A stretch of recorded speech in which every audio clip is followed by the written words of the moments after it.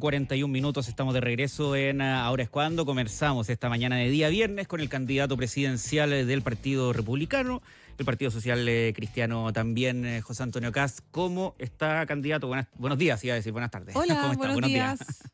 Hola, muy buenos días. Como diría el dicho, buenos días, buenas tardes. Buenos días, buenas tardes, sí. Lo que pasa es que ya a esta altura del tiempo, esta semana, como que imagino que a usted también le pasa, ¿no? Empieza a hacerse confuso. Sí, bueno, aquí ya, ayer en la tarde llegué a Puerto Montt, estuve con vecinos del Tepual, de Lagunilla, de San Antonio, Las Quemas, ahí en la junta de vecinos que está justo saliendo del aeropuerto del Tepual.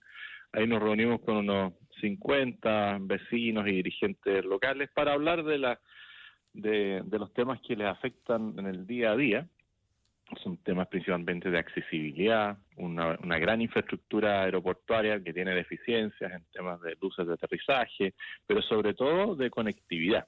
Es bien impresionante que se diseñe una gran obra aeroportuaria, pero la accesibilidad es muy mala. Entonces, cuando uno quiere generar un polo de turismo, un polo de desarrollo económico, como es en la zona del tema del salmón, claro, se ve con el cuello de botella de que llegar al aeropuerto lo deja mal ubicado. Perdón que estoy con la voz un poquito afónica de tanto traqueteo, ¿no? Sí, me imagino, pues, candidato. Bueno, toca siempre, ¿no? Pero esta semana fue particularmente intensa, entendiendo que hubo un debate entre medio. Y quiero volver a justamente esa instancia, candidato. Quería preguntarle derechamente si ese encontrón, ese intercambio bastante duro que tiene al comienzo con la candidata presidencial, Janet Jara, siente que puede haber marcado un poquito el tono del resto del debate. No sé cómo lo vio usted. Efectivamente, el inicio fue un poco más fuerte, pero después creo que se fue desarrollando en buen sentido el debate. Las preguntas iniciales, yo al menos habría esperado que fueran de los temas que son más urgentes de resolver en el país, como el tema de la seguridad, el tema del empleo y el tema de educación, salud, vivienda. Pero el formato estaba planificado así, los periodistas eran libres de iniciar los temas y partieron precisamente con el tema de las redes sociales, que no creo que sea el tema más relevante a discutir hoy día.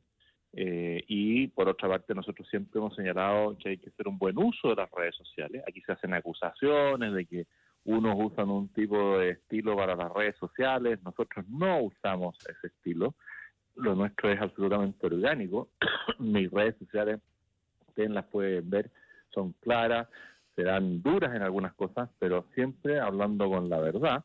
Y hay otros, como por ejemplo la jefa de campaña, una de las jefas de campaña de Janet Jara, que es Laura Albornoz, que permanentemente está retuiteando ella directamente cuentas muy agresivas, y ella misma como que pierde la templanza en las redes sociales, siendo además que tiene unas 3 funciones públicas, ¿ah?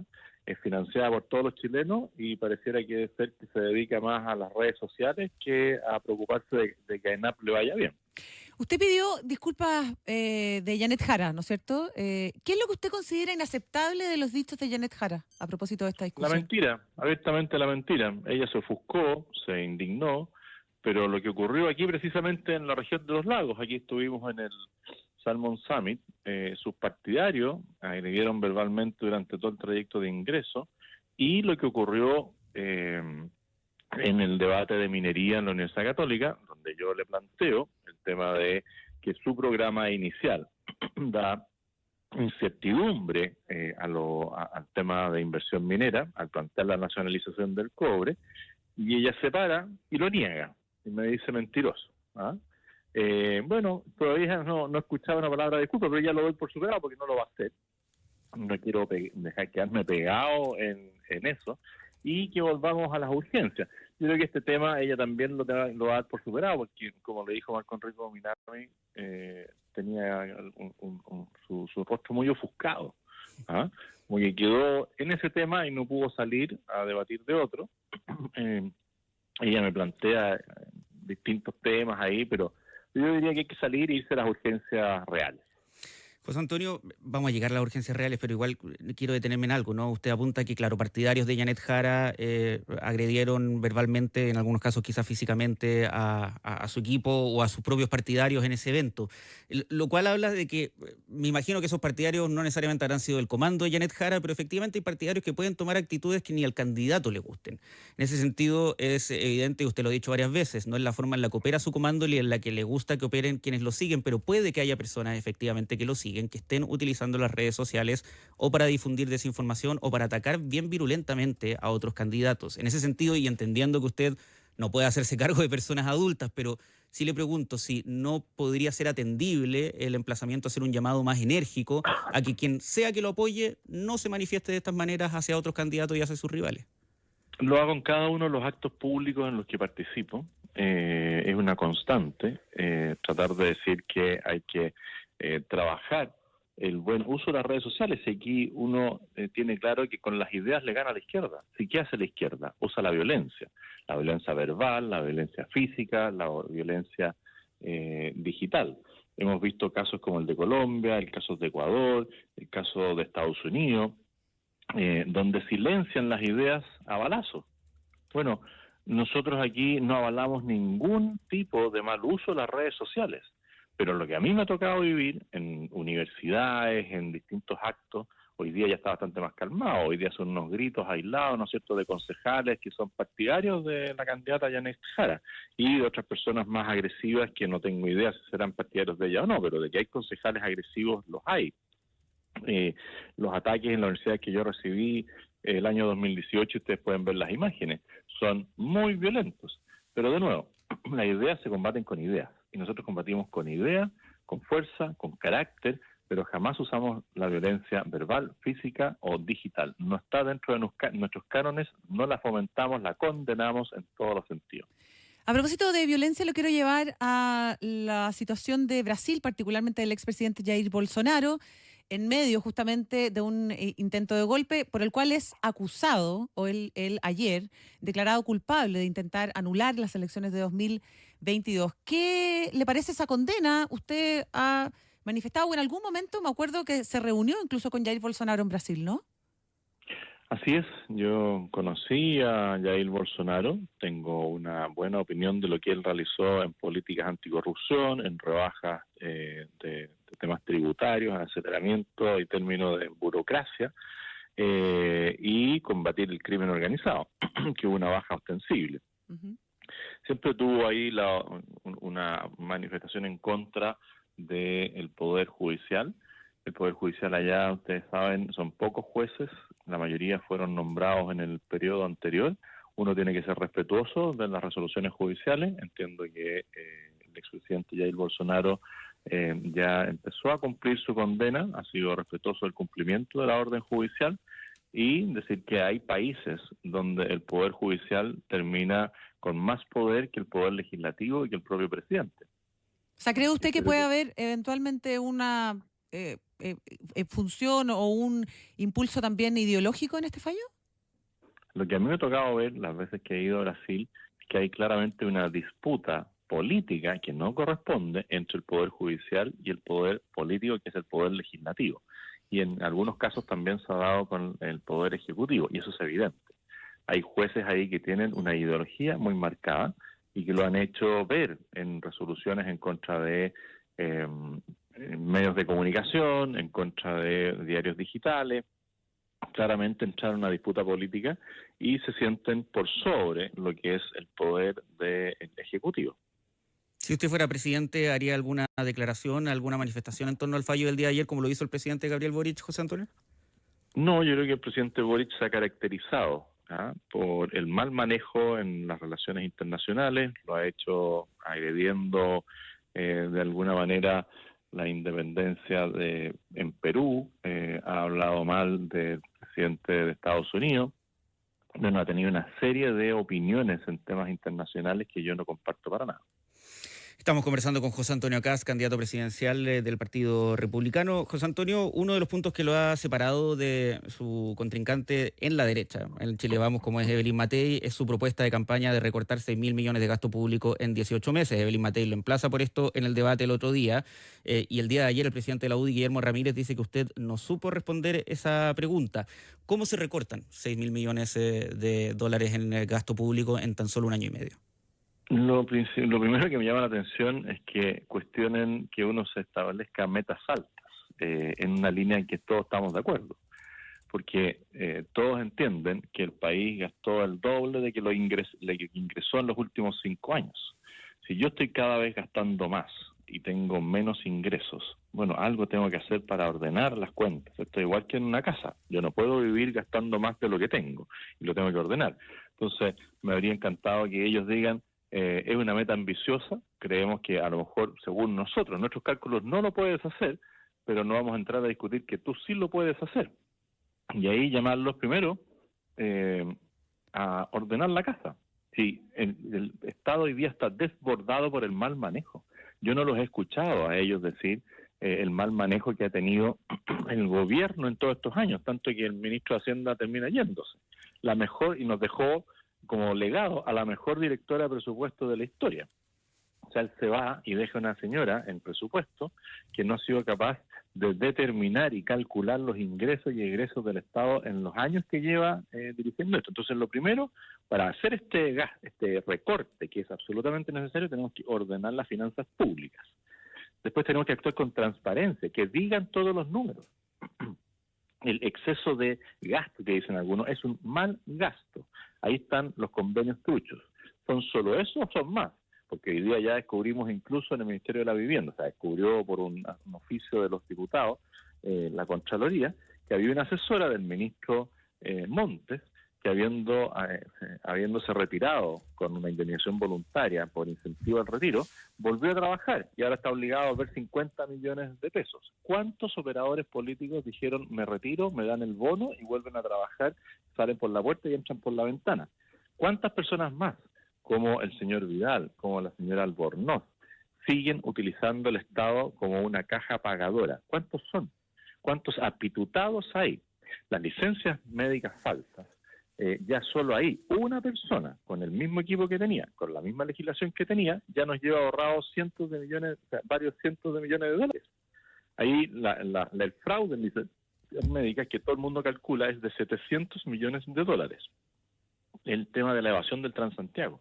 ¿Quién le pone coto a esa incivilidad? Porque ya tenemos la de las licencias médicas. Si vamos al fraude en Transantiago, podremos encontrar unos 300 millones más. Después, el tema que le decía a los operadores de los diputados, ahí hay mínimo 300 millones más. Los programas mal ejecutados, las compras públicas, que aquí hay un desorden total en el Estado. Entonces, yo lo que los invitaría es a soñar en grande y revisar documentos como el del CEP. Evelyn Matei, yo se lo planteé, estuvo en el CEP, en un seminario con el ministro Sturzenegger, el ministro de Recorte y Regulación de Argentina, y salió admirada, diciendo, ellos lograron algo imposible. Nosotros también lo vamos a lograr. Entonces, veamos lo que dice el CEP. El CEP da un detalle de cómo reducir los gastos y está ahí, a lo mejor sus economistas no han tenido tiempo para verlo. Lo que sí hay consenso es que hay que rebajar el gasto. Ellos hablan de 8.000 millones en 4 años y nosotros hablamos de 6.000 millones en 18 meses. José Antonio, hablemos de lo que ha dicho el Banco Central esta semana, que advirtió que el alza al salario mínimo y las 40 horas está asociado a la caída del empleo en nuestro país. Y le quiero preguntar a propósito justamente de la ley de las 40 horas, considerando que ha frenado la generación de nuevos puestos de trabajo. ¿Qué haría usted con esa ley? Bueno, nosotros planteamos votarla en contra en su momento. Fuimos los únicos. Entonces, es lamentable después de el tiempo tener que decir, se los dijimos. Esto es un gran error. ¿Y qué buscaría? ¿Reformarla? ¿Buscaría mantenerla? No, hay cosas que ya fueron ya. Nosotros no vamos a entrar a desregular eso ya fue. Pero nosotros lo que estamos diciendo, que es lo mismo que señala el programa Puente de Rolf Leaders, tenemos que aumentar la productividad del trabajo en Chile, tenemos que aumentar el crecimiento. Y respecto del sueldo mínimo, lograr. ¿usted cree que es necesario o va a ser dentro de su planteamiento subir el sueldo mínimo? Nosotros lo que hemos planteado es que esto tiene que, y se ha planteado en ocasiones anteriores, que esto tiene que conversarse no anualmente para evitar las presiones políticas de entidades como la ANEF, la CUT y otras, que ahora están bastante más ordenadas, porque incluso tuvieron que salir a reconocer que lo que estaba haciendo Dorothy Pérez desde la Contraloría era lo correcto. Les duele, porque han tenido que bajar las revoluciones de sus demandas más bien políticas que sociales. Pero nosotros con una facilitación desregulatoria, con una modificación de la carga tributaria para dar mayor progreso y con un ajuste del gasto fiscal, vamos a lograr un mayor crecimiento. Cuando hay mayor crecimiento, hay mayor inversión. Si hay mayor inversión, hay más trabajo. Y cuando hay más trabajo y llegamos al pleno empleo, que es nuestro objetivo final, bueno, los sueldos también van a subir, porque en la medida que se necesitan colaboradores, los sueldos empiezan a mejorar para todos. Por lo tanto, esto es un círculo virtuoso que destruyó la izquierda y que la derecha tradicional no logra entender por dónde llevar este crecimiento. Sí, el crecimiento parte, uno, por darle seguridad a las personas y a los inversionistas. Segundo, por facilitarles el tema de la inversión. Estamos aquí en Puerto Montt, aquí estuvimos en el Salmon Summit, donde en ese debate, al menos yo puedo plantear varias alternativas para solucionar el tema de por qué la industria salmonera no crece. La ley Lafkenche, las regulaciones, las concesiones, las relocalizaciones, una serie de aspectos que permitirían que la industria del salmón crezca casi inmediatamente entre un 5 y un 10% más. Y podríamos llevarla bastante más. El tema de la minería, ayer vimos una asociación entre dos grandes mineras que hablan de que Chile es un gran productor minero, pero que requiere que el Estado colabore y no entorpezca el desarrollo y el crecimiento de la minería. Lo mismo pasa en el área forestal. Las forestales están yendo de Chile a países como Brasil, donde recién con brazos abiertos. Entonces, mayor inversión, mayor crecimiento es más trabajo formal. ¿Dentro de dónde recuperar recursos? La informalidad en Chile es enorme. Lo que nosotros perdemos vía no pago de impuestos es la informalidad del crimen organizado. No estoy hablando de la señora que hace empanadas en su casa y que las vende y que termina espantada cuando el impuesto interno dice el que tenga más de 50 transferencias en su cuenta corriente o en su cuenta RUT del Banco del Estado va a ser fiscalizado. No, estoy hablando del crimen organizado, del trabajo que está haciendo, por ejemplo, Mario Desbordes en Santiago. Bueno, ahí hay evasión. Los cigarros que vienen falsificados de Paraguay, ¿cómo llegan? En camiones. ¿Por dónde llegan? Por el norte de Chile, por el centro de Chile. Si entra mucho contrabando, bueno, controlemos esa situación y vamos a tener mayores ingresos fiscales. Estamos conversando con el candidato presidencial del Partido Republicano, José Antonio Kast. Usted hablaba de que la derecha tradicional no supo encauzar o manejar ciertos temas, José Antonio Kast. ¿Qué derecha representa usted en ese sentido, a diferencia de, comillas, la derecha tradicional? La derecha, la derecha que se atreve a decirles cuando algo parece muy popular, pero es una mala política pública, que no hay que cambiar aceleradamente el tema de las 40 horas. Ahora lo está diciendo el Banco Central. Cuando lo dijimos nosotros, no nos creyeron. Lo dice el Banco Central y hoy día están todos preocupados. Incluso las organizaciones de la sociedad civil que apoyaron esto, hoy día tienen que reconocer que cometieron un error. Aquellos que votaron por el sueldo mínimo más alto del que correspondía para el momento, hoy día tienen que reconocer que cometieron un error. A nosotros nos dijeron cada vez que votamos en contra de esto que íbamos a perder popularidad, que íbamos a ir desapareciendo. Y miren lo que ha pasado, somos los únicos que hemos crecido, porque la gente está cansada de que le mientan, la gente quiere que le digan la verdad. Ayer en esta misma reunión, algunas personas me hablaban del tema de la electricidad, del tema de la basura, del tema del alcantarillado, del tema de la pavimentación, del tema de la iluminación. Y le decía, prioricemos. Si no tenemos los recursos a solucionar todo de una vez, pero ¿cuál es la inversión más baja y de más alto impacto en esta zona? Se me habla de dos temas principales, la seguridad y la conectividad. Bueno, vamos a esos dos temas. Y después veremos temas de iluminación, temas de veredas, temas de alcantarillado.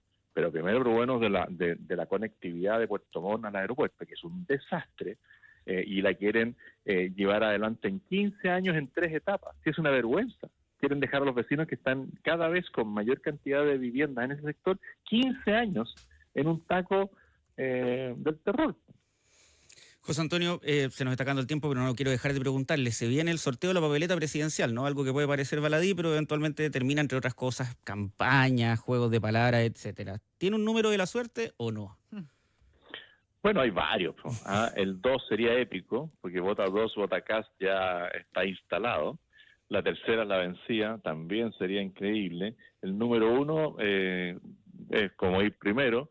Y el 8, me encanta el 8. O sea, todos los números me gustan y todos los números tienen un significado muy especial. Así que da lo mismo el número que nos den, vamos a ganar igual. Oiga, José Antonio, una última cosa que se me queda en el tintero. Las acusaciones que han hecho respecto a intervencionismo del gobierno. ¿Dónde usted traza la línea entre que algo sea que el gobierno sale a defender una política pública que hayan impulsado y algo salga a ser derechamente un ataque para usted para favorecer a la candidata presidencial Janet Jara? Yo no tengo problema en que el gobierno haga su pega y que los ministros hablen de los proyectos que ellos están dirigiendo, lo que están haciendo. Pero ya cuando los ministros empiezan a usar dichos ofensivos hacia un candidato o se quedan pegados, ¿no es cierto?, en una política que uno puede plantear, que es diferente a lo que ellos promueven. Bueno, eso ya es intervencionismo y lo hacen con la plata de todos los chilenos, pero lo más grave son los operadores políticos que recorren Chile con plata de todo el mundo, de todos los chilenos, haciendo campaña por Janet Jara. Y eso es intervencionismo y iremos denunciando. ¿Cómo quién, por ejemplo? Bueno, el señor Vidal, que ya se fue, la señora Albornoz, que debiera irse. Nosotros pedimos algo bien básico, hagan su pega. El ministro Cordero, que anda diciendo que está todo normal, quiere decir que no está haciendo su pega.